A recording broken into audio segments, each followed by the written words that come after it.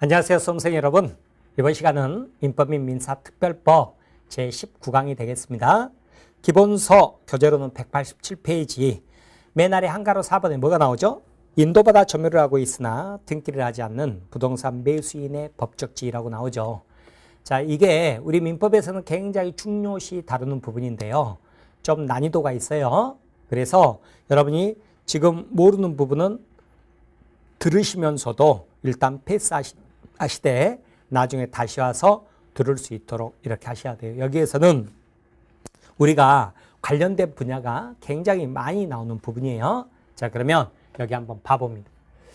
자, 갑으로부터 여러분이 부동산을 매수하는 을이에요.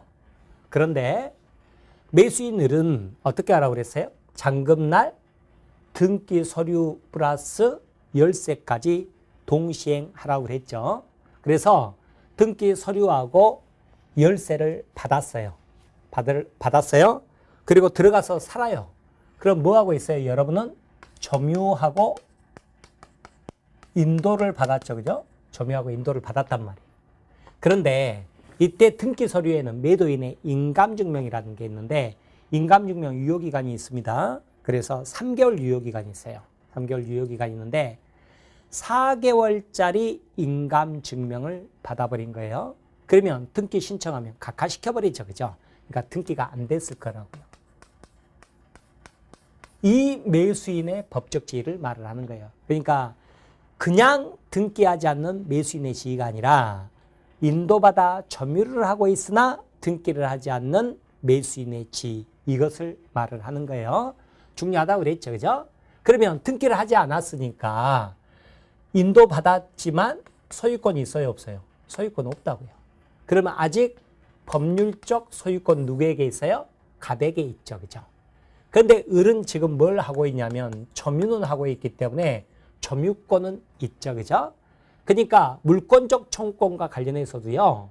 소유권에 대한 물권적 청구권은 없어도 점유권에 대한 물권적 청구권은 있다. 이렇게 가야죠. 그죠?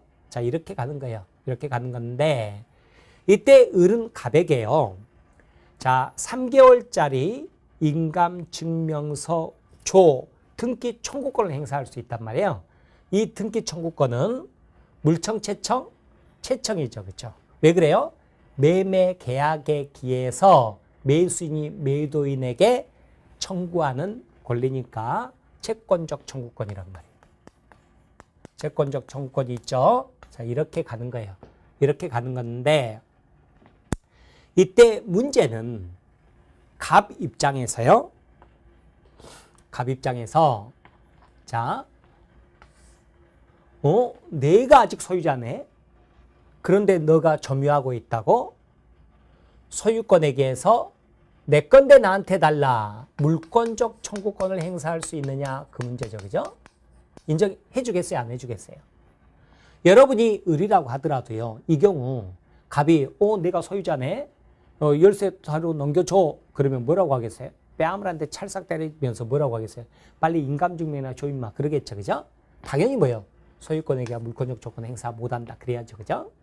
자, 그 다음에 또 이 사례에서 갑이 뭐라고 그러냐면 내가 소유자인데 너가 점유하고 사용해? 월세 줘. 그러는 거예요. 여러분 같으면 을이면 여러분이 주겠어요? 또 뺨을 착살 때리면서 뭐라고 하겠어요? 빨리 인감증명이나 줘. 그러겠죠. 그죠? 이것을 인도받아 점유하고 있으나 등기를 하지 않는 매수인도요. 점유 사용할 수 있다. 사용이익을 누릴 수가 있는 거예요. 점유 사용할 수 있는 권리가 있어요. 그래서 월세조, 즉 월세만큼 부당이득 반환 청구를, 부당이득 청구를 못한다. 그러는 거예요. 말이 어렵지. 우리가 법 몰라도 여러분이 을이다 그러면 열세 안 넘겨줄 거고 월세 안 줄 거 아니에요. 그죠? 다만 그 표현, 법률 용어가 어려울 뿐이죠. 그죠? 자, 이렇게 보는 거예요. 이렇게 봐요. 자, 그런데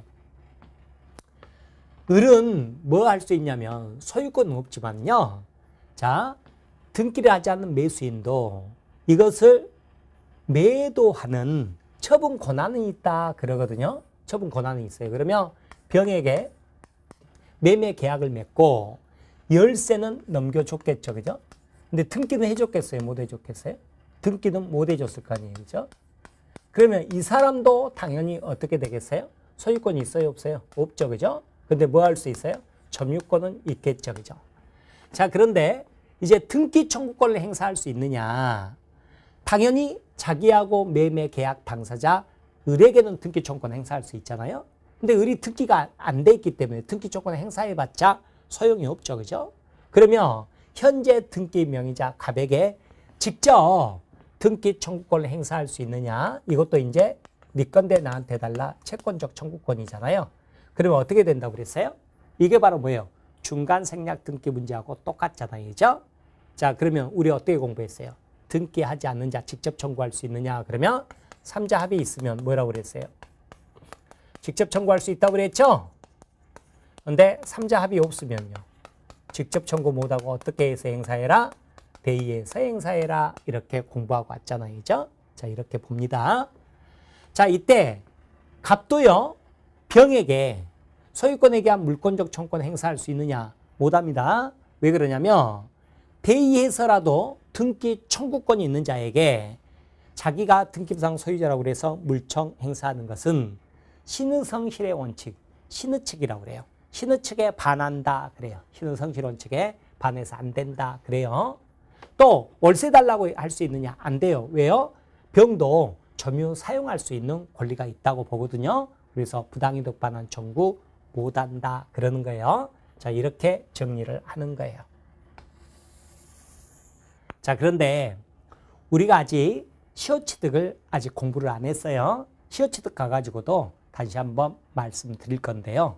자, 이 시효취득이에요. 시효취득인데, 자, 이것은 우리가 아직 공부 안 했지만 일단 한번 들어보고요. 모르시면 이 부분 패스했다가 시효취득 공부하고 나서 다시 봐도 좋습니다. 자, 갑소유 부동산인데 을이 어떤 사유로요? 20년간 소유사로 평온 공연하게 점유를 하잖아요. 점유를 해요. 사실상 집에 점유를 하면 을이 갑의 소유 부동산을 날로 먹는 제도가 있어요. 우리나라 사람 법감정에는 되게 안 맞는 거예요. 이게 바로 시효취득이에요. 시효취득인데 시효취득은 뭐라고 그랬어요? 등기를 원래는 법률 규정이지만 예외적으로 뭐예요? 등기를 했을 때 소유권 취득한다고 그랬죠? 근데 아직 등기를 못했을 때 자, 이 사람의 지위를 보려고 하는 거예요. 근데 아직 우리가 등기 청구권을 공부를 하지 않았으니까 먼저 시효취득을 공부 안 했으니까 그냥 듣고 나중에 다시 한번 보시라고요. 그러면 등기를 안 했으니까 똑같아요. 소유권이 있어요, 없어요? 없죠, 그죠? 법률상 소유자 누구예요? 갑이다 그러는 거예요. 점유는 해요, 안 해요? 점유는 한다고요. 점유는 해요. 그런데 이제 나한테 뭘 해달라? 등기를 해달라. 청구할 수 있죠? 물권적 청구권, 채권적 청구권, 채권적 청구권을 행사할 수 있죠, 그죠? 자, 여기까지 똑같잖아요. 이때 갑은요, 내가 소유자니까 소유권에 대한 물권적 청구권을 행사할 수 있느냐? 이 경우도 안 된다고 그래요. 왜 안 되느냐? 그랬더니 자, 뭐라고 그랬죠? 여기에는 점유 사용할 이익이 있단 말이에요. 그죠? 그리고 등기 청구권이 있잖아요. 등기 청구권 있는 자에게 물청 행사하는 건 신의측에 반하는 거예요. 그러면 사용료 달라 부당이득 반환 청구할 수 있느냐? 그랬더니 안 된다고요. 이것도 안 돼요. 왜 그런다고요? 점유 사용할 이익이 있기 때문에 여기하고 똑같다고요. 이렇게 보시는 거예요. 자, 이렇게 봅니다. 그리고 이때 병은 이 부동산을 처분할 권리가 있다. 여기까지도 똑같아요. 그래서 자, 열쇠는 넘겨줬는데 혹은 사실상 집에 점유 이전을 해줬는데 등기는 아직 못했잖아요. 그러면 이자도 똑같죠, 그죠? 소유권 없잖아요, 그죠? 그런데 점유는 하고 있죠, 그죠? 그러면 등기 청구권이 있단 말이에요. 등기 청구권 뭐예요? 채권적 청구권 그래요. 자, 그런데 이 경우는요. 여기까지는 똑같죠, 그죠? 똑같고 이때 갑이 병에게도 자, 대의에서라도 등기 청구권이 있는 자에게 물청 행사하는 것은 신의측에 반한다. 안 되고 점유 사용할 권리가 있기 때문에 부당이득 반환 청구를 못한다. 여기까지 똑같은 거예요. 똑같은데 자, 을이시효가 완성됐죠, 그죠? 의리시효가 완성됐어요. 의리 요건을 갖췄다고요. 그런데 병이 의뢰 요건을 갖췄는데 자기에게 직접 등기를 해달라? 이건 안 되는 거예요. 그래서 이 경우는 직접 청구는 안 돼요. 뭐만 가능하냐면 대의행사만 가능합니다. 대의행사. 뭐예요? 의뢰 등기 청구권을 대의해서, 대의는 1단이다, 2단. 일단 의뢰에게 등기한 다음에 자기 앞으로 등기해라 그러는 거예요. 그래서 직접은 안 돼요. 이게 다른 점이죠. 그죠? 다만 어떻게 할 수 있냐면 나중에 점유 승계가 가능하다 그래요. 예를 들어서 여기가 19년, 여기가 1년 그러면 전 점유자 점유기간까지 합산해가지고요. 20년이면 병이 뭐예요? 자기 고유의 시효취득이 완성됐다는 것을 이유로 갑에게 직접 청구할 수 있다. 이렇게 가는 거죠. 그죠? 그러니까 병의 시효가 20년이 완성됐다면 이때는 뭐 할 수 있어요? 당연히 갑에게 직접 청구할 수 있죠. 이건 별개의 문제라고요. 그러지 이번에는 뭘 말하는 거예요? 이 부분은 을이 완성된 것을 이유로 병이 갑에게 직접 청구는 할 수가 없다 그 말이에요. 자, 이렇게 보는 거죠. 그러면 다 똑같았는데 뭐가 다르죠? 이 부분이 하나가 다르죠. 그죠? 이 부분이 하나가 다른 거예요. 자, 이렇게 하나 보시고 그 다음에 이제 어려운 거 하나인데 원래 채권적 청구권이라는 것은요. 채권의 성질을 갖는다고 그래요. 그래서 어쩌냐면 여러분 친구한테 돈 빌려줬다. 10년 안에 권리 행사하지 못하면 돈을 못 받아요. 왜냐? 10년 기간 지난 것을 이유로 시효로 권리가 소멸해 버렸다고 그래요. 영업하신 분들끼리는 5년 그래요. 3년짜리도 있고 1년짜리도 있어요. 뭐 식당에서 외상으로 밥 먹었다. 식당 주인은 1년 안에 권리 행사하면 그 식비 청구 못 해요. 시효로 소멸했다 그러거든요. 자, 시효취득 가가지고도 다시 한번 언급해 드릴게요. 그러면 원칙적으로는 채권적 청구권이라는 것은 10년 소멸시효에 걸린다고요. 소멸시효에 걸린다 그러는 거예요. 소멸시효에 걸려요. 다만 우리 판례는 이게 왜 소멸시효에 걸리냐면 여러분 생소한 용어지만 권리위에 잠자는 자는 보호받지 못한다 그래요. 우리 그 시효취득 가가지고 설명드릴 건데 소멸시효는 우리 공식적 시험범위 안 들어감에도 불구하고 관련된 부분은 좀 봐야 되거든요. 그러면 권리에 잠자는 자는 보호받지 못한다. 우리가 그렇게 생각한 게 아니라 유럽 사람들이 그렇게 생각한 거예요. 그게 일본 통해서 우리 민법으로 들어왔다고 그랬죠. 그래서 우리나라 사람 법감정에 되게 안 맞는 게 이 시효제도예요. 취득시효도 우리 안 맞고 소멸시효도 안 맞고 그래요. 그런데 아무튼 있기 때문에 어쩔 수 없어요. 우리가 양복 입고 넥타이 매는 것처럼 그렇게 할 수밖에 없어요. 그러니까 내가 맞춰가야 돼요. 자, 아무튼 우리나라 제도는 그렇게 돼 있어요. 권리에 잠자는 자는 보호받지 못한다는 취지예요. 그런데 예외적으로 을이 자 점유를 하고 있어요. 점유를 하고 있거나 등기를 하고 있다면 권리에 잠자는 자로 보지를 않아요. 그래서 이때는 소멸시효에 걸리지 않는다 이렇게 하고 있어요. 이렇게 하고 있어요. 그러면 여기도 마찬가지겠죠. 그죠? 채권적 청구권이니까 원칙적으로 10년 소멸시효에 걸린다 그러겠죠. 그죠? 소멸시효에 걸린다. 그러나 예외적으로 점유를 하고 있잖아요. 그러면 권리에 잠자는 자 아니죠? 그래서 어때요? 소멸시효에 걸리지 않는다 이렇게 가는 거죠. 그죠? 자, 여기까지는 이해했죠? 따라서 어쩌냐면 이 경우 을은 어때요? 을은 점유를 하고 있잖아요. 그죠? 여기는 20년 동안이나 점유를 하고 있었죠? 그러니까 어떻게 되는 거예요? 자, 을은 갑에게 10년 넘어도 20년이 지나고 30년이 지나도 3개월짜리 인감조 청구할 수 있다 그 말이에요. 청구할 수 있어요. 여기도 점유를 하고 있는 한 10년 지나도 뭐 할 수 있어요? 등기 청구권 행사할 수 있어요. 등기해줘 할 수 있다고요. 자, 여기까지는 이해했나요? 자, 어려우면 일단 넘어갔다 나중에 또 들으라고 그랬어요. 그런데 문제는 뭐가 있냐면 점유 이전을 해줘 버렸잖아요. 이렇게 점유 이전을 해줘 버렸죠. 점유 이전 해줘 버렸죠. 그러면 어떻게 되죠? 점유 이전해줘 버렸으면 이제 점유하고 있지 않잖아요. 점유하고 있지 않죠? 그러면 어떻게 가야 되겠어요? 그때로부터 어떻게 되겠어요? 10년 소멸시효에 걸린다. 이렇게 가야 되겠죠. 그죠? 그러니까 아래쪽을 보시면 병은요. 의뢰 등기 청구권을 대의에서 행사할 수 있다고 그랬죠. 근데 의리 등기 청구권을 행사할 수 있는 기간은 몇 년인 거예요? 10년. 10년 지나면 어떻게 돼요? 점유 이전해줘 버렸기 때문에 이 권리가 소멸해 버리잖아요. 그러면 대의에서 행사할 수 있는 시간도 얼마밖에 없는 거예요? 10년밖에 없다. 이렇게 가는 거예요. 이게 원칙적 모습이에요. 그런데 특이한 판례가 이 판례예요. 이것도 점유를 이전해줬으면 이제 10년 소멸시효에 걸린다. 이렇게 가야 될 거 아니에요?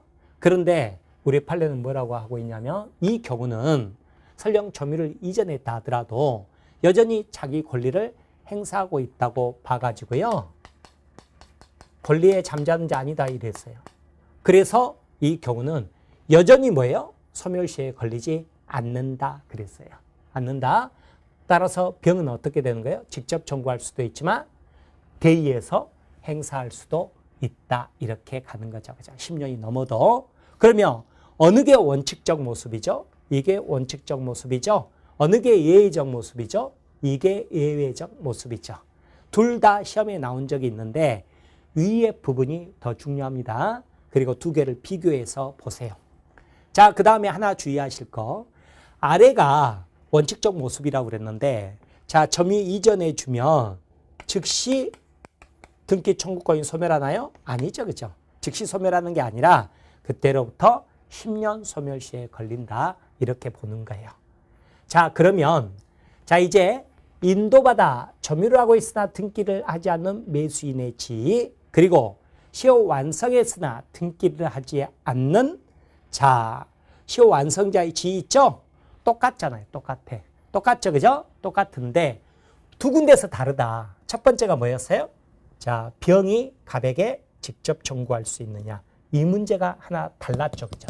달랐죠? 이건 중간생략 등기 문제와 관련이 있고요. 그 다음에 두 번째는 뭐예요? 점유 이전을 해줬죠? 점유 이전을 해줬으면 아래쪽이 원칙적 모습이에요. 그때로부터 10년 소멸시효에 걸린다. 그런데 특이한 게 뭐다? 윗부분이죠. 그죠? 점유 이전해줘도 여전히 소멸시효에 걸리지 않는다. 이 내용을 여러분이 꼭 숙지를 하고 있어야 돼요. 숙지를 하고 나서 그 다음에 뭐예요? 책을 읽고 그 다음에 문제를 풀어야 풀리는 것이지 이게 비교가 안 된 상태에서는 문제풀이 안 돼요. 그런데 여러 가지로 물어볼 수 있어요. 뭐 이것도 물어볼 수 있고 뭐 이거 소멸시효 이 문제도 물어볼 수 있고 그 다음에 병의 등기 청구권 이런 거 물어볼 수 있고 아무튼 굉장히 논점이 많은 부분이에요. 여러 가지 물어볼 수 있기 때문에 꼭 알고 계셔야 됩니다. 자, 이게 인도받아 점유를 하고 있으나 등기를 하지 않는 매수인의 법적 지위와 관련된 내용입니다. 자, 이렇게 보시고요. 자, 그 다음에 이제 어디를 펴보시냐면 거기 190페이지는 이미 설명드렸던 부분이라 넘기시고요. 193페이지를 한번 펴보시기 바랍니다. 그러면 거기 박스 3번에 부동산 물권의 공시 방법으로서 등기 나오죠. 그죠? 네, 양가를 1번 등기 종류 X. 이건 등기법 문제지 민법에서는 안 물어봅니다. 넘겨버리세요. 자, 194페이지 양가를 2번에 등기 절차 X. 자, 거기 보면 뭐 등기 신청에서 동그라미 1번 공동 신청 원칙인데 이번에 판결위에서 단독 신청 뭐 이런 거 나오잖아요. 전부 등기법 내용이라고요. 그리고 뭐 심사하고 뭐 어쩌고저쩌고 이런 것들 볼 필요가 없는 거예요. 자, 그러면 이제 양가로 3번 등기 청구권이 나오죠. 그죠? 자, 거기 195페이지 보면 동그라미 3번에 등기 청구권은 뭐예요? 사법상 권리다. 그러나 국가기관인 등기소에 신청하는 공법상 권리인 등기 신청권도 있기 때문에 두 개는 구별해라. 설명드렸던 내용이었죠? 그러고 나면 한가로 2번에 이제 이 등기 청구권이 물권적 청구권이냐 채권적 청구권이냐 이 내용이죠. 우리 기출문제 보면 그냥 물청, 채청 이런 말 없이요. 다음 등기 청구권의 성격이 다른 거 하나는 뭐 이런 식으로 물어본 적도 있습니다. 그러면 어떻게 연결시키라고요? 186조와 연결됐다. 네 건데 나한테 달라. 채권적 청구권. 187조와 연결된다. 내 건데 나한테 달라. 물권적 청구권. 이런 식으로 연결시켜서 보시라고요. 자, 그러면 동그라미 1번 보세요. 부동산 매매 계약에서 매수인이 매도인에게 등기해줘. 네 건데 나한테 달라잖아요. 결론 뭐예요? 채권적 청구권. 그러죠. 그죠? 자, 그런데 동그라미 2번. 실체관계와 등기가 일치하지 않는다. 뭐예요? 등기는 을, 병까지 와 있죠. 그죠? 말소 안 돼 있고. 근데 실체관계는 소유자가 누구예요? 갑이죠. 그죠? 무효취소 해제되면 말소 등기 없어도 소유권은 복귀하니까. 그러면 말소 등기 청구할 수 있다고 그랬죠? 그럼 이 말소 등기 청구권은 물권적 청구권, 채권적 청구권, 소유권에 대한 물권적 청구권이죠. 근데 말소 대신에 뭐 할 수 있다고요? 한 방에 나한테 소유권 이전 등기 해줘 청구할 수 있는데 이때 등기 원인은 매매, 증여, 상속이 아니라 등기부에 뭐라고 적어져요? 진정 명의 회복 이렇게 적어진다고. 이게 동그라미 4번이에요. 그래서 진정 명의 회복을 위한 소유권 이전 등기 청구권인데 이것도 성격이 같다고요. 뭐예요? 물권적 청구권, 소유권에 의한 물권적 청구권이에요. 그것도 방해, 배제 청구권이다. 그게 우리 판례 내용이죠. 그죠? 자, 그 다음에 동그라미 3번은 뭐예요? 점유 취득시효, 시효 취득, 취득시효 똑같은 말이에요. 완성으로 인한 등기 청구권, 등기했을 때 소유권을 취득하니까 물청, 채청 이렇게 되는 거죠. 그죠? 자, 그렇게 보시기 바랍니다. 그 다음에 이제 동그라미 5번 내용이에요. 동그라미 5번 내용인데 동그라미 5번 내용은 뭐냐면은요. 자, 봐보시면 갑이 을명으로 근저당 설정을 해줬어요. 갑이 을명의로 저당권을 설정을 해줬다고요. 그러면 병이 부동산을 살 때는 어떻게 사죠? 보통은 저당권 말소시켜서 깨끗한 부동산을 매수한다. 이런 식으로 계약을 하게 되는데 저당권이 있는 채로 매수한 자, 얘를 뭐라고 그러냐면 나중에 저당권에서 공부합니다만 제3취득자라고 그럽니다. 저당권이 있는 채로, 그죠? 소유권을 취득한 자를 뭐라고 그래요? 제3취득자 그래요. 얘를 제3취득자라고 그래요. 자, 시체말로 저당권 끼고 산 거죠. 그죠? 이렇게 되는데 이때요. 이제 변제를 하죠. 그죠? 변제를 했죠. 그죠? 이제 변제를 했어요. 변제하면 변제했죠? 그럼 뭐 할 수 있어요? 말소 등기 청구할 수 있을 거 아니에요. 그죠? 말소 등기 청구할 수 있겠죠. 그죠? 자, 그러면 이 말소 등기 청구권은 물청, 채청. 물청. 왜 그래요? 변제는 뭐라고 그랬어요?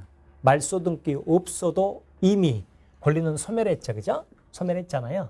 그러니까 뭐예요? 네 건데 나한테 달라가 아니라 내 건데 나한테 달라. 187조란 말이에요. 그래서 이거는 뭐예요? 물권적 청구권이에요. 말소 등기 청구권은 물청이에요. 자, 여기까지 이해했죠? 그런데 우리 특이하게 우리 판례가 뭐라고 그러냐면 갑은 팔고 나가버렸지 않습니까?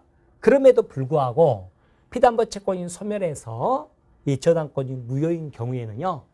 저당권 설정 계약 당사자 지위에서 말소 등기 청구할 수 있다. 이렇게 하고 있어요. 말소 청구할 수 있어요. 여기도 할 수 있지만 여기도 할 수 있다는 거예요. 특이하죠. 그죠? 다만 이때는 물권적 청구권이 될 수가 없어요. 왜 그러냐면 소유권이라는 물권을 양도하죠. 그죠? 그러면 물권적 청구권도 같이 양도되는 거예요. 그렇지? 물권적 청구권은 놔두고 유보하고 소유권만 양도할 수가 없어요.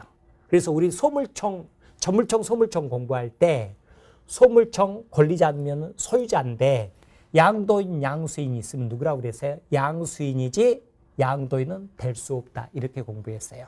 그래서 이 경우는 물청이 될 수는 없고 뭐가 되는 거예요? 채권적 청구권의 성질을 갖는다. 이렇게 보고 있는 거예요. 5번 내용이 그 내용이에요. 자, 그렇게 보시기 바랍니다. 자, 그래서 넘겨보시면 기억번 현재 소유자 병의 말소 등기 청구권 물권적 청구권이지만 니은번 정존 소유자인 갑도 근저당 설정 계약 당사자로서 근저당 소멸에 따른 온상회복이라는 말소 등기 청구할 수 있는데 이건 뭐라고요? 채권적 청구권이다. 그랬죠?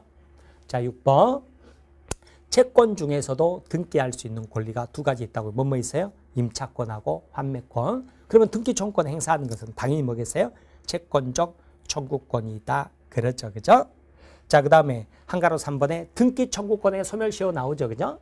등기 청구권 소멸시효 나오는데 등기 청구권이 채권적 청구권이면 10년 소멸시효에 걸리는 것이 원칙이다. 그 말 나오죠. 그죠? 근데 물권적 청구권이다. 특히 소유권 같은 경우는요. 소유권 자체가 뭐라고 그랬죠? 자, 내가 금송아지를 100년, 1000년을 소유하고 있다고 그래서 그 소유권이 시효로 소멸하는 게 없다. 그랬죠. 그죠? 물권적 청구권. 그렇게 소유권에 대한 물권적 청구권은 소멸시효에 걸리지 않는다. 이런 식으로 정리하면 됩니다. 자, 그 다음에 이제 박스 4번에 보면 등기라는 것은 어떤 효력을 갖느냐 그 말이죠. 그죠? 그랬더니 물권은 등기했을 때 성립하잖아요. 그러니까 물권은 등기라면 물권이 변동하는 효력, 권리가 변동하는 효력이 생기죠. 이것을 권리 변동적 효력 혹은 물권 변동적 효력 이렇게 이야기를 합니다. 그러나 채권인 임차권 환매권은 등기 없어도 성립하죠. 근데 등기까지 하면 제3자에게도 임차권 환매권을 주장 이코로 뭐라고요? 대항할 수 있다. 그래서 뭐라고 하는 거예요? 대항적 효력 혹은 대항력이 생긴다. 이렇게 표현을 하는 거예요. 자, 그렇게 보시고요. 임차권 환매권 옆에 뭐가 나오냐? 의무적 등기사항 나오죠? 그러면 등기법에서 공부할 텐데요. 등기부에 반드시 적어야 된다고 규정이 되어 있는 것을 필요적 혹은 필수적 등기사항이라고 그러고요. 등기부에 적어도 그만, 안 적어도 그만인데 적으면 제3자에게 대항할 수 있는 것. 이것을 의무적 등기사항이라고 그러는데요. 아무튼 기간만 나왔다 그러면 전부 등기부의 의무적입니다. 기간, 그러니까 지상권이나 전세권의 존속 기간 이런 거 있잖아요. 기간 나왔다. 이거 알아두면 되게 편해요. 기간만 나왔다. 저당권 같으면 변제기, 환매권 같으면 환매기간. 기간 나왔죠? 전부 의무적이에요. 그래서 등기부에 적어도 그만 안 적어도 그만인데 적으면 제3자에게도 그 기간을 주장, 대항할 수 있다. 그래요. 그 다음에 3번 순위확정적 효력 그러는데요. 자, 이것은 우리 등기법 내용이에요. 등기법 내용인데 같은 부동산에 관하여 등기한 권리순위. 아까 1순위 저당권, 2순위 저당권 있을 수 있다고 그랬죠. 그 권리순위는 뭘로 정하는 거예요? 등기한 순서. 똑같은 말로 뭐라고 그러냐면 순위 번호에 의한다. 그러죠. 그죠? 그 다음에 이제 4번 등기에는 추정력이 있는데 이게 가장 중요한 효력이에요. 독립적으로 따로 볼 거예요. 자, 그 다음에 한가로 5번에 공신력은 부정한다고 그랬죠. 그죠? 자, 이렇게 보시기 바랍니다. 그리고 나면 양가로 2번에 뭐가 나와요? 이제 가등기 효력이 나오죠. 그죠? 자, 그러면 가등기에 대해서 한번 설명드릴게요. 이 가등기는 제가 계약법 강의할 때요.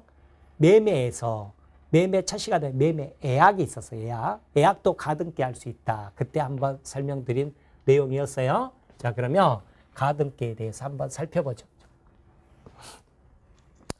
가등기는요. 가등기는 예를 들어서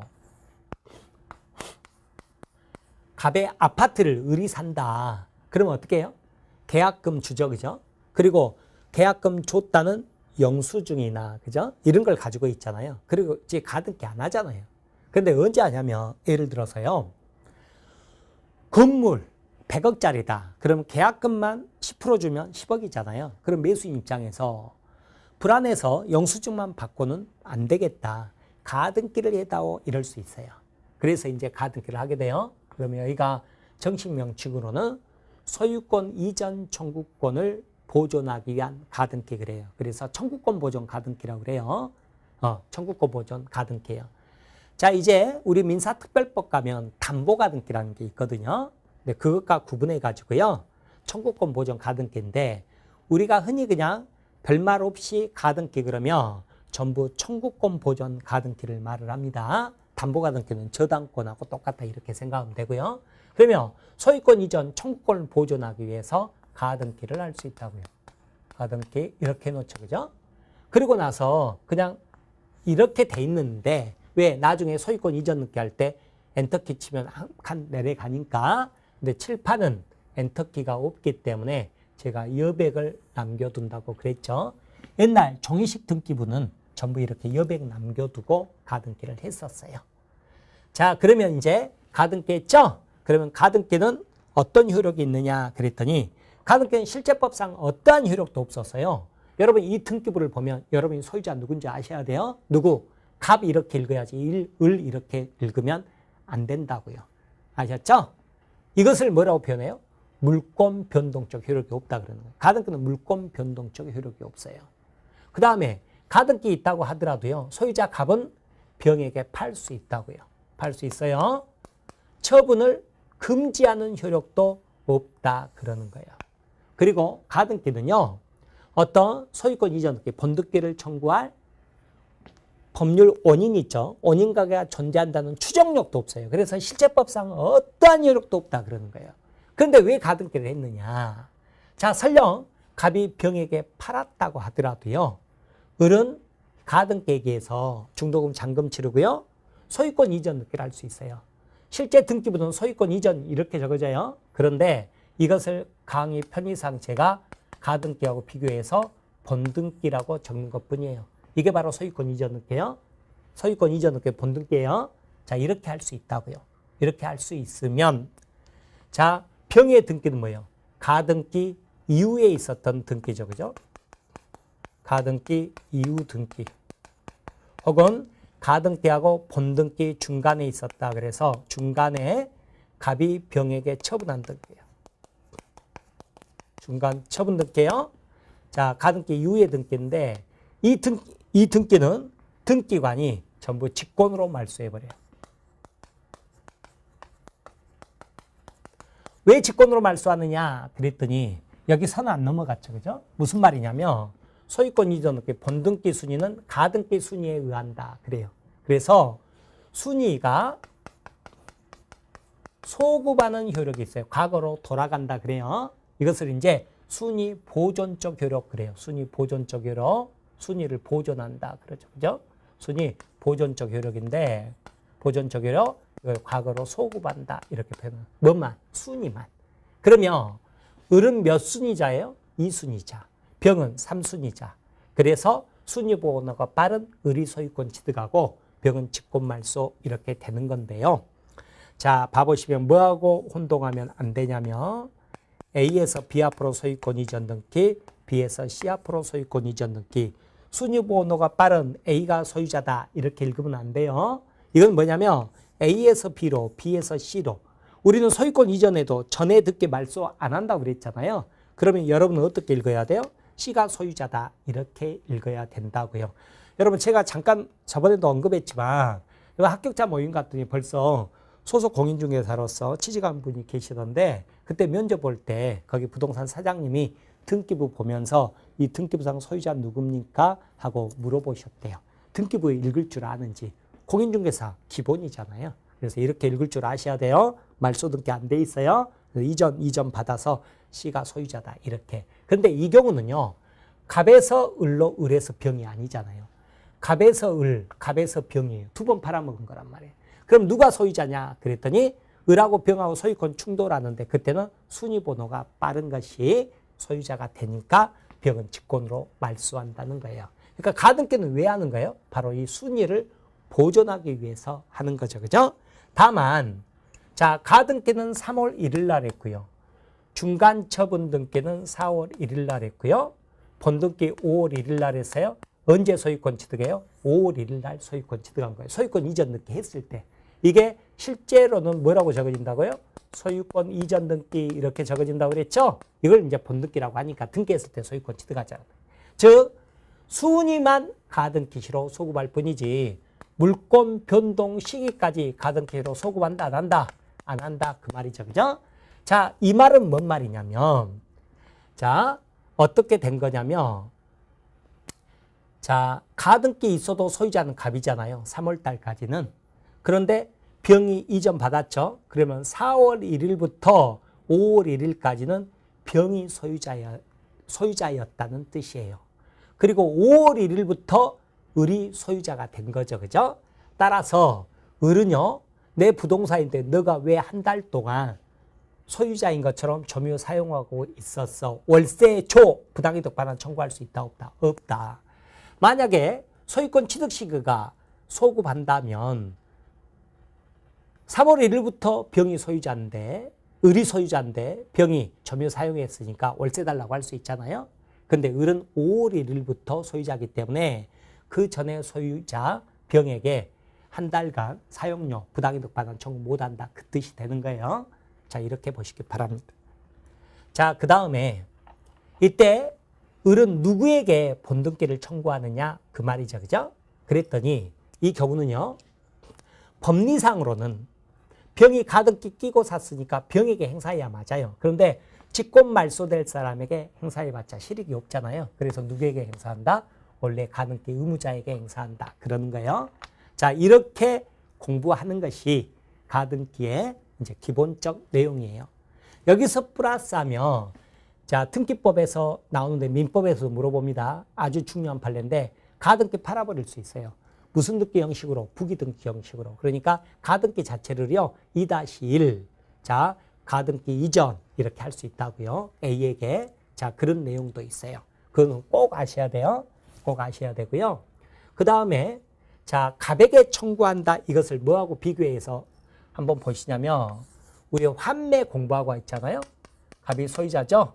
근데 을이 샀죠. 그죠? 샀는데 뭐 있어요? 갑이 환매할 수 있는 권리가 있다. 부기등기를 했었죠. 그죠? 환매권, 환매특약. 갑이 이렇게 했잖아요. 그죠? 자, 이렇게 있었죠. 그죠? 이렇게 있었죠? 그런데 환매특약이 있어도 뭐 할 수 있었어요? 을은 병에게 팔 수 있었죠. 그죠? 을이 병에게 판 거죠. 그죠? 그러면 병은요. 환매권 끼고 산 거죠? 그러면 갑은 누구에게 환매권 행사해야 돼요? 네, 병에게 환매권 행사하는 거예요. 환매권 행사. 그러면 이제 무슨 등기예요? 여기다가 4번 갑. 등기 원인은 매매가 아니라 환매 이렇게 한다고 그랬죠. 자, 이게 원칙적 모습이라고요. 왜요? 환매권 끼고 산 병에게 그죠? 환매권 행사해야 맞죠. 그러면 여기도 법리상으로는 병에게 행사해야 맞는데 직권 말소될 사람이라 실익이 없다. 그래서 뭐예요? 갑에게 행사한다. 이렇게 비교해서 알아두세요. 자, 그러면 여기서 이제 조금만 더 어려운 것으로 들어갑니다. 자, 뭐냐면 소유자가 갑이에요. 갑인데 저당권이 있었어요. 저당권. 자, 그런데 저당권, 죄송합니다. 갑인데 여기 가등기가 있었어요. 가등기가 있었어요. 소유자 갑이죠. 그죠? 갑이 병에게 저당권을 설정해 줬다고. 그러니까 이게 1번이고 이게 2번이죠. 그죠? 그런데 본등기 했죠. 그죠? 본등기 했죠? 직권말소 될까요? 안 될까요? 안 된다고 보통 생각하거든요. 전부 직권말소 돼버려요. 왜 그러냐면 병은 어때요? 가등기가 있는 것을 보고 들어온 사람이죠. 직권말소 될 것을 각오한 사람이에요. 각오한 사람이에요. 을은요. 자기가 매수할 때 저당권 없었잖아요. 깨끗한 부동산을 매수해야 돼요. 그래서 가등기 이후에 권리 있죠. 그죠? 이후의 등기는 권리 중에 제일 센 게 소유권이잖아요. 소유권도 직권말소되는 판인데 저당권이라고 지가 뭐라고 버티겠어요. 저당권이고 가압류 가처분 등기가 아무튼 가등기 이후의 권리는 전부 직권말소되는 거예요. 그렇게 보세요. 그러나 갑이 있고요. 갑이 먼저 저당권을 설정해 줬어요. 이게 1번이에요. 그런데 가등기 있었죠. 그죠? 이게 2번이에요. 그리고 나서 본등기 했다고요. 직권말소 된다 안 된다? 안 되는 거예요. 왜 그래요? 이때는요. 오히려 을이 저당권이 있는 부동산을 매수하기로 매매계약하고 가등기를 한 거예요. 그러니까 뭐예요? 저당권 끼고 산 거죠. 그죠? 오히려 병은 뭐예요? 가등기 없는 채로 매수했잖아요. 자, 이것을 뭐라고 표현하냐면 가등기 이후의 권리는 전부 직권말소하지만 가등기 이전에 있었던 권리는요. 직권말소되지 않는다. 이것도 같이 꼭 알아두셔야 될 내용입니다. 자, 이게 가등기 내용이에요. 자, 이렇게 보시면은요. 이제 198페이지 뭐가 나오냐면 등기의 추정력이라는 게 나와요. 자, 등기에서는 가장 중요한 효력인데요.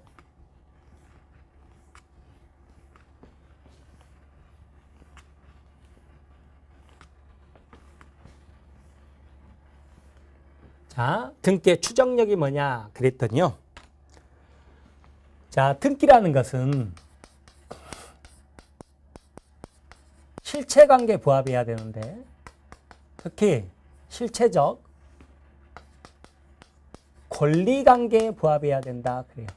권리관계. 이게 무슨 말이냐면 소유자가 정동근이면 등기부에도 정동근이라고 기재되어 있어야죠. 그죠? 그러면 이 등기가 실체 권리관계에 부합하는, 실체관계에 부합하는 등기죠. 그죠?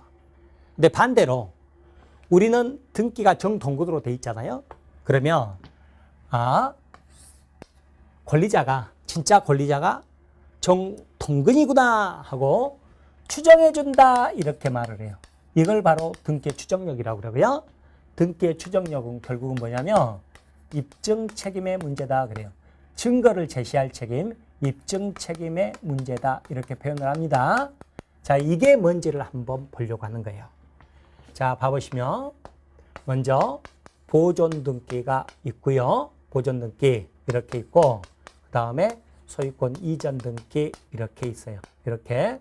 그리고 여기에 이제 등기 원인이 적어지겠죠. 매매. 그러면 여기 말소예요, 안 해요? 안 한다고 그랬잖아요. 안 해도 우리는 어떻게 읽어야 돼요? 소유자는 을이구나, 등기 원인은 매매구나 이렇게 읽어야죠. 그죠? 이렇게 읽을 줄 아셔야 된다고 그랬어요. 근데 판사도 이렇게 읽어준다는 거예요. 어떻게? 권리 자체에 대해서. 그죠? 을이구나, 등기 원인도 매매구나. 그러니까 권리에 대해서, 등기 원인에 대해서. 그리고 이 등기 절차도 적법 절차에 의해서 이루어졌겠구나 하고 추정해준다 이러거든요. 추정해준다는 말이 입증 책임의 문제다 그랬죠. 자, 이게 무슨 말이냐면 죄송합니다. 조금 낮춰서 그려야 돼요. 죄송합니다. 다시 그릴게요.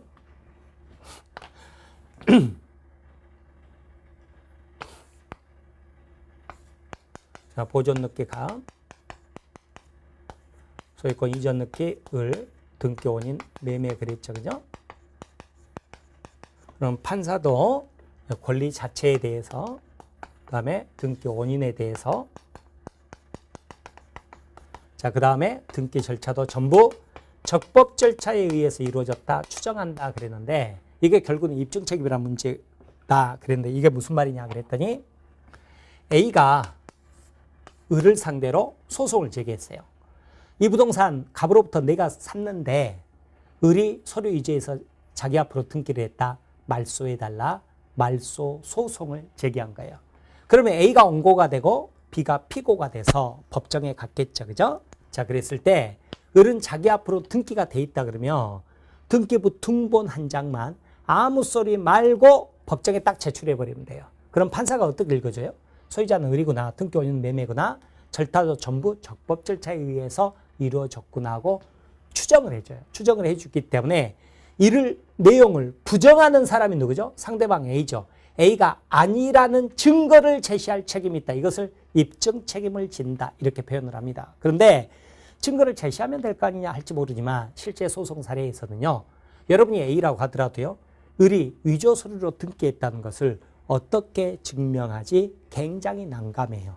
그래서 실제 소송 사례에서는 입증 책임을 지는 사람이 패소할 확률이 굉장히 높습니다. 그래서 소송에서는 입증 책임을 누가 지느냐 이게 승패를 결정할 만큼 굉장히 중요한 문제예요. 따라서 둘 다 가만히 있어버리면 누가 승소해버려요? 을이 승소해버리죠. 을이 훨씬 유리한 거예요. 이걸 뭐라고 그래요? 등기에는 추정력이 있다 그러는 거예요. 우리 등기에는 공신력 부정 그랬죠. 그런다고 해서 등기는 아무것도 아닌 게 아니라 등기에는 추정력이 있기 때문에 등기가 돼 있는 사람은 이 정도 보호를 받는 거예요. 굉장히 강력한 효력이에요. 물론 A가 능력 있는 변호사를 선임해가지고 입증을 해버리죠. 그러면 추정력은 깨져버려요. 소유자 안 돼버려요. 공신력은 부정되기 때문에 깨버릴 수는 있어요. 그런데 깨기가 만만치가 않더라. 이걸 뭐라고 그래요? 공신력은 부정되지만 추정력은 인정된다. 이렇게 표현하는 거예요. 그런데 갑이 을을 상대로 소송을 제기했을 때도 마찬가지예요.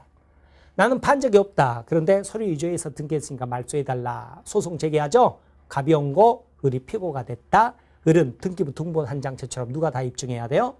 갑이 입증해야 된다. 그래요. 자, 그래서 여러분 민법에서 누구에게 입증 책임이 있느냐 이런 거 가끔 튀어나오거든요. 사실은 공인중개사한테 물어볼 만한 일은 아니에요. 왜 그러냐면 실무에서요. 이야기 들어보니까 부장판사 정도 수준이 돼야 그 정도 경력이 쌓여야 입증 책임을 정확히 이해한대요. 근데 우리 공인중개사한테 물어보는 것은 좀 무리죠. 그죠? 자, 그래서 제가 두 가지 기준을 말씀드릴게요. 첫 번째, 주장하는 자가 입증한다. 두 번째, 근데 법에가 추정 규정이 있다 그러면 이를 부정하는 상대방이 입증한다. 아셨죠? 예를 들어서 이 도둑놈아 그랬죠. 이 도둑놈아 그랬더니 상대방이 내가 왜 도둑놈이야? 그러면 네가 도둑놈이 아니라고? 아니라는 증거를 제시해봐. 이게 말이 안 된다 그 말이죠. 왜 그래요? 도둑놈이라고 주장을 했으면 주장하는 자가 입증을 해야 된다 그 말이죠. 그죠? 다만 법에가 추정 규정이 있다 그러면 이를 부정하는 상대방이 입증한다. 이렇게 정리합니다. 자, 이렇게 보시기 바랍니다. 그러면 소유권 이전 등기와 관련해 가지고는 어때요? 이전 등기와 관련해서는 자, 계약 당사자 있죠. 갑을 당사자뿐만 아니라 제3자와의 사이에서도 어때요? 추정력이 인정된다. 그러죠. 그죠? 추정력이 인정되는 거예요. 그런데 매매 당사자 있죠? 당사자. 즉, 전 소유자와의 관계에서도 어때요? 전 소유자와 관계에서도 우리는 추정력 인정한다. 그렇죠. 자, 그런데 이번에는 이제 보존 등기입니다. 소유권 보존 등기 갑이 이렇게 있어요. 그런데 또 A라는 사람이 갑을 상대로 소송을 제기했어요. 뭐라고 소송을 제기했냐면 건물 신축 내가 있다. 그런데 갑이 서류 위조해서 등기했으니 말소해달라. 이렇게 된 거죠. 그죠? 자, 그러면 보존 등기와 관련해서도요. 자, 어떻습니까? 제3자죠. 그죠? 제3자와의 사이에서 추정력이 인정돼요. 그런데 보존 등기에서는요. 당사자 사이에서는 추정력이 깨진다 그러거든요. 자, 이게 특이한 건데 이게 뭔 말인지 보는 거예요. 여러분 이 경우도 소송 제기했다. 여러분이 갑니다. 아무 소리 말고 등기부등본 한 장 제출하라고 그랬죠. 근데 가서 나불나불 거려버렸어요. 뭐라고? 나 갑으로부터 샀다 그래버린 거예요. 샀다. 샀는데 보존 등기했다. 뭐예요? 모두 생략 등기 그랬죠. 그죠? 모두 생략 등기. 유효라고 그랬잖아요. 실체관계 부합해서 유효다. 그거 주장해버린 거예요. 따라서 이때는 갑이 샀다고 주장해버리니까 당사자 사이가 돼버리고요. 이때는 뭐예요? 추정력이 깨져버려요. 그러니까 갑이 매수했지만 보존 등기했다는 것을 자기가 스스로 입증해야 된다. 그러는 거예요. 그러면 이것을 이제 여러 가지로 표현할 수 있어요. 뭐냐면 갑은 어때요? 자기가 신축하지 않았다는 사실이 보존 등기 명의자가요. 신축하지 않았다는 사실이 밝혀져 버렸죠. 그죠? 밝혀져 버렸죠? 토지 같으면 뭐예요? 토지 같으면 자, 맨 처음에 보존 등기하는 절차가요. 우리는 등기가 일제시대 때 들어왔거든요. 일제시대 때 일제가 이제 토지조사 사업을 해가지고요.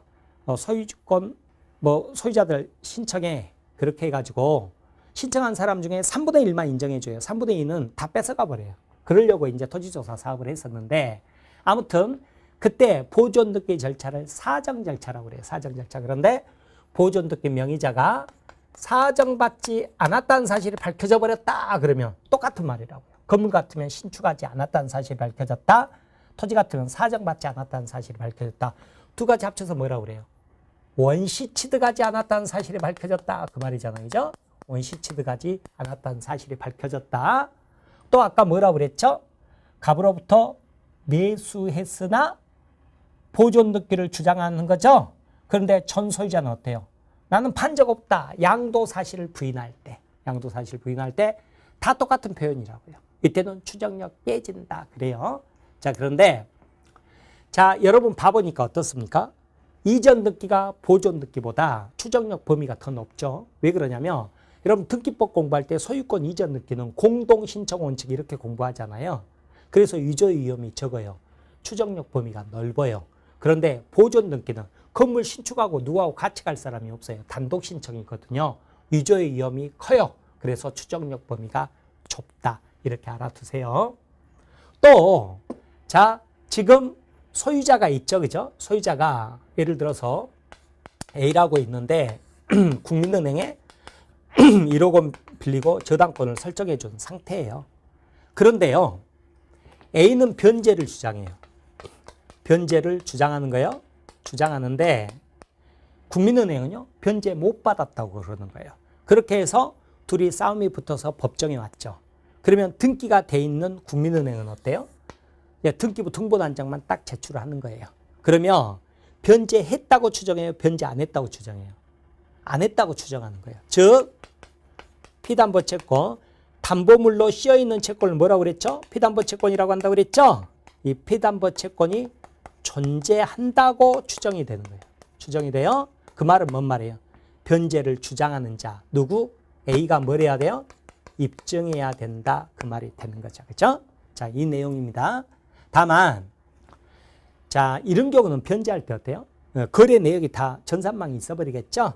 그래서 입증의 문제가 크게 어렵지 않다고 생각되기 때문에 변제하고 말소 등기 하지 않고 있는 경우가 많습니다. 자, 그런데 제가 질문 중에 굉장히 많이 받는 게 있어요. 뭐냐면 시골에 할아버지 소유 토지가 있습니다. 그런데 마을 사람 중에 불쌍한 사람이 있어서 농사짓고 먹고 사라고 빌려줬더니 지금에 와서 의리 소유권을 주장합니다. 할아버지 소유 토지 찾는 방법 없을까요? 그러죠, 그죠? 자, 그랬을 때 문제예요. 그랬을 때 제가 이게 이제 시효 취득이 되는지 봐봤는데 시효 취득 요건이 안 된다 그러면 제가 맨 처음에 물어보는 게 등기 누구 이름으로 돼 있습니까? 이거부터 물어봐요. 그래서 만약에 할아버지 이름으로 등기돼 있습니다. 그러면 찾아오기 쉽죠, 그죠? 왜 그래요? 등기에는 뭐가 있으니까 추정력이 있으니까. 그런데 나중에 이제 점유권 가서 공부하겠습니다만 을은 뭘 하고 있냐면 점유를 하고 있다고 하거든요. 점유를 하고 있는데 점유를 하는 자도 200조회가 그 권리를 적법하게 보유한 것으로 추정한다. 이렇게 돼 있어요. 200조회가 이렇게 돼 있어요.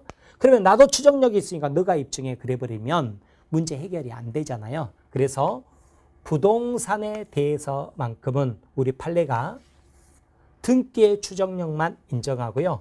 점유의 적법 추정력 부정해버려요. 그러니까 200조 점유의 적법 추정력은 어디에만 인정되는 거예요? 동산에만 인정돼요. 설령 미등기 부동산이라도 부동산이죠. 그죠? 그러면 미등기 부동산이어도요. 이 점유의 적법 추정력은 부정돼 버려요. 미등기 부동산이라도. 그래서 어디만 인정된다? 동산에만 인정되지 미등기 부동산에도 자, 점유의 적법 추정력은 인정 안 됩니다. 동산에만 인정돼요. 자, 이렇게 보시기 바랍니다. 따라서 누가 입증해야 돼요? 을이 자기가 소유권자임을 입증해야 된다. 그러죠. 그죠? 그래서 갑이 훨씬 유리하다. 이렇게 봐두시기 바랍니다. 이게 등기의 추정력과 관련된 내용입니다. 자, 그렇게 보시고요. 그 다음에 이제 201페이지 보면 명인 방법과 임목 등기가 나오죠. 그죠? 이것은 우리 부동산 종류 말씀드릴 때 설명드렸죠. 토지 및 그 정착물, 그러면 건물이 있고, 그 다음에 임목 등기가 된 임목이 있었고, 명인 방법을 갖춘 수목이나 수목의 집단 미분리 과실이 있었죠. 농작물은 명인 방법도 갖출 필요 없다. 그때 설명드린 내용이죠. 그죠? 자, 그러면 이제 202페이지 보면 제3절 동산 물권 변동 나오죠. 통째로 X. 쳐다보지도 마세요. 구색 갖추기에 넣어놨지만 동산은 우리 시험 범위가 아니에요. 그래서 240페이지 보면 까만 박스 3번에 가르고 선의 취득이란 말이 나오죠. 이게 선의로 취득했다 그 뜻이 아니에요. 그냥 동산에서만 있는 고유명사다 그렇게 생각하세요. 그래서 선의로 취득했다 그 뜻이 아니라 선의 취득 그러면 부동산에는 이런 제도 없어요. 동산에만 있는 제도다. 그것만 알아두시고 동산은 우리 관심 없다. 이런 공부 안 하는 거예요. 구석기 시대에 한번 출제된 적이 있거든요. 근데 그 후로는 출제되지 않고 있고 설령 나오더라도 만에 하나 나왔다 그러면 어떻게 한다? 찍는다. 그렇게 보시기 바랍니다. 그러면 208페이지 펴보세요. 그러면 이제 물권 소멸 나오죠. 그죠? 물권 소멸 나오는데 물권이 소멸하는 원인은 여러 가지가 있다고요. 근데 박스 2번에 보면 법률 행위에 의한 물권 소멸, 소유권 포기 같은 거 있죠? 포기. 뭘 해야 돼요? 말소 등기 했을 때 그거 알아두시고요. 아무튼 권리 포기는 등기를 해야 돼요. 자, 그 다음에 법률 규정에 의한 물권 소멸. 멸실했다 그러면 등기 없어도죠. 그죠? 그 즉시 소멸한다 그랬죠. 그런데 건물 같으면 멸실이라고 그러는데 토지 멸실은 뭐라고도 표현한다고 그랬어요? 포락. 한가로 3번에 나오죠. 그죠? 포락한다. 그러면 말소 등기 없어도 권리는 영구히 소멸하는 거예요. 영구히 소멸하는 거예요. 자, 그래서 어쩌냐면 예를 들어서 자, 바닷물이 빠졌다. 간조수위. 최대로 많이 들었다. 최대 만조위. 최대 만조위부터 토지라고 그러거든요. 그런데 자, 방파제 같은 게 태풍으로 유실됐다 그러면 바닷물이 훅 들어와 버린대요. 이렇게 들어와 버렸다 그러면 이거는 건물이 무너진 거하고 똑같은 거예요. 이런 걸 포락이라고 그러거든요. 그러면 소유권 잃어버린 거예요. 근데 어떤 사유로 성토가 됐다고요. 그럼 기존 소유자에게, 정전 소유자의 소유권을 인정해 주느냐? 안 됩니다. 원칙적으로는요. 어떻게 되냐면 전혀 별개의 토지가 생긴 것으로 보기 때문에 무주물로 보고요. 무주물은 부동산은 국유가 돼요. 그래서 기존 소유자에게 소유권 인정 안 됩니다. 자, 그 다음에 양가로 이번에 소멸시효 나오죠. 그죠? 소유권은 소멸시효가 없다고 그랬죠. 그죠? 없다고 그랬는데 양가로 한가로 3번에 보면 자, 용익물권은 20년 소멸시효에 걸린다 그래요. 그런가 보다 우리 공식적 시험법이 안 들어가니까. 근데 한가로 2번을 보면 담보물권은 담보물권 자체는 소멸시효에 걸리지 않아요. 근데 담보물권이 있으면 피담보 채권이 있겠죠. 그죠? 피담보 채권이니까 10년 소멸시효에 걸려서 소멸하면 어떻게 돼요? 담보물권도 소멸하겠죠. 그러나 담보물권 자체는 시효로 소멸하지 않는다. 그 말입니다. 그리고 나면 이제 마지막으로 209페이지 뭐가 나와요? 혼동이 나온단 말이에요. 혼동 나오는데 이거 보려고 하는 거죠. 그죠? 혼동. 이거 설명드릴게요. 넘겨보시면 뭐 4번에 양가로 4번에 공용징수 수용 말하고요. 뭐 몰수 이런 것은 몰라도 좋습니다. 자, 그러면 혼동을 설명드릴게요. 혼동은 섞여버렸다 그 뜻이에요. 섞여버렸다. 섞여서 소멸한다는 뜻인데 예를 들어서요. 여러분이 이 건물에 대해서 전세권자예요. 등기까지 한 전세권자로서 사용을 하고 있었죠. 그죠? 사용을 하고 있는데 여러분이 돈이 많아가지고 이 건물을 사버렸어요. 사버렸다 그러면 여러분은 동일 건물, 이 건물에 대해서 전세권도 있고 소유권도 있느냐? 그럴 필요가 없다고요. 왜 그러냐면 전세권은 사용수익권이지만 소유권은 사용수익처분권 다 있잖아요. 그럼 소유권 하나만 있으면 되지 굳이 거기다 플러스해서 사용권을 놔둘 필요가 없다. 따라서 이때 제한물권은요. 전세권뿐만 아니라 저당권도 마찬가지인데 제한물권은 어때요? 소유권에 섞여서 소멸해버려요. 이것을 혼동으로 소멸한다 그러는 거예요. 말소등기 했을 때 말소등기 없어도 말소등기 없어도 이렇게 가는 거예요. 자, 그러면 봐보세요. 자, 갑소유 부동산에 을이 제한물권자, 예를 들어서 전세권자, 저당권자였단 말이에요. 그런데 저당권으로 설명드릴게요. 소유권을 취득했다고요. 그러면 어떻게 돼요? 저당권은 혼동으로 소멸해버린다고. 혼동으로 소멸해버려요. 말소등기 했을 때 말소등기 없어도 말소등기 없어도 이렇게 되는 거예요. 다만 어떤 경우가 있냐면 예의가 있는데요. 자, 을이 1순위 저당권이고 병이 2순위 저당권이에요. 근데 을이 소유권 취득했어요. 근데 이게 혼동으로 소멸하면 순위가 승진될 거 아니에요?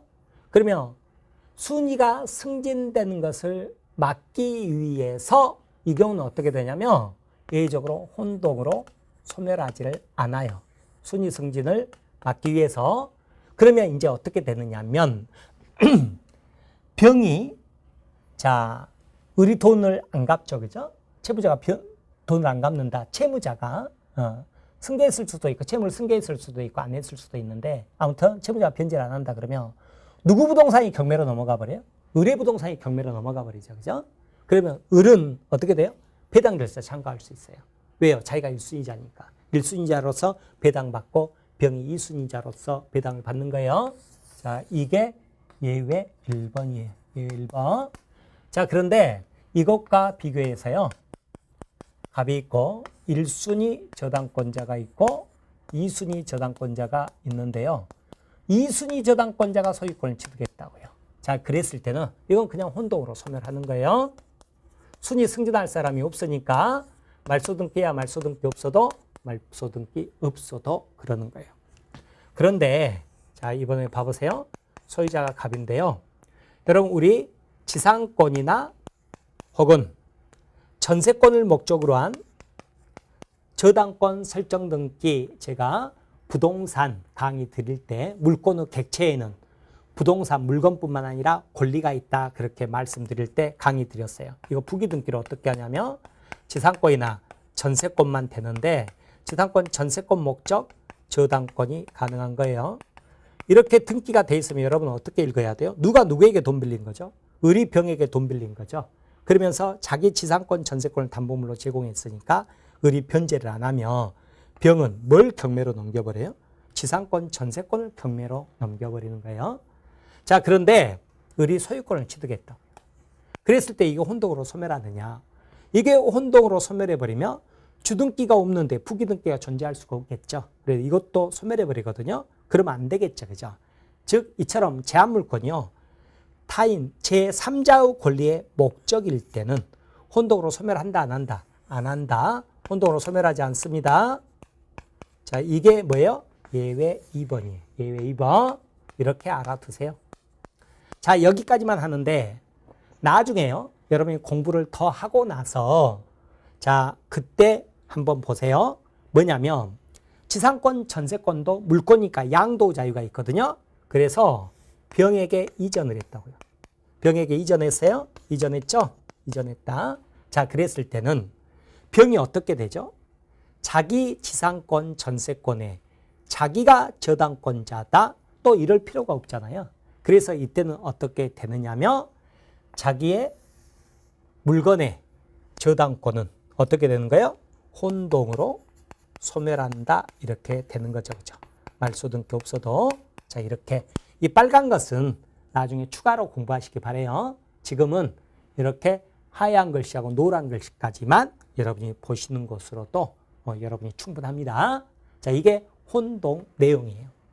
그런데요, 나중에 공부하겠습니다만 점유권은요, 점유권 봐보세요. 점유권, 소유권 가서 강의를 드리는데 이 물건은 내 거거든요. 소유권이 나에게 있어요. 그런데 여기 있는 것을 내 마음대로 이렇게 옮겨놓을 수 있는 것을 사실상 지배를이라고 그러고요. 사실상 지배를 하면 점유권이 인정돼요. 그러니까 이 물건은 점유권도 소유권도 둘 다 나에게 있는 거예요. 근데 이것은 자, 분리될 수가 있는 게 도둑놈이 훔쳐가잖아요. 그러면 사실상 지배를 도둑놈이에요. 그래서 도둑놈에게 점유권이 있어요. 하지만 내 거예요. 소유권은 나에게 있어요. 점유권, 소유권 분리될 수 있죠. 자, 그러면 나는 또 어때요? 물청행사에서 다시 찾아올 수 있어요. 찾아오죠? 그러면 또 나는 어때요? 점유권도 있고 소유권도 있죠. 즉, 점유권은 소유권과 혼동으로 소멸해요, 안 해요? 안 하는 권리라고요. 점유권, 소유권은 양립할 수 있다고요. 혼동으로 소멸하지 않는 권리예요. 자, 이렇게 보시고. 그 다음에 우리 시험 범위는 안 들어가는데 또 봐보세요. 우리 이제 소유권에서 설명드릴 건데 토지를 내가 소유한다는 말은 집 표면만 내 게 아니에요. 정당한 이익이 있는 범위 내에서 토지 상하에 미치니까 위에 공간도 내 거지만 갑의 거지만 지하에 있는 흙, 돌, 물도 누구 거예요? 갑 건 거예요. 갑 거. 흙돌, 물도 갑 거예요. 그러나 광물은 갑게 아니에요. 광물은 누구 거냐? 그러면 이것은 국유예요. 국유.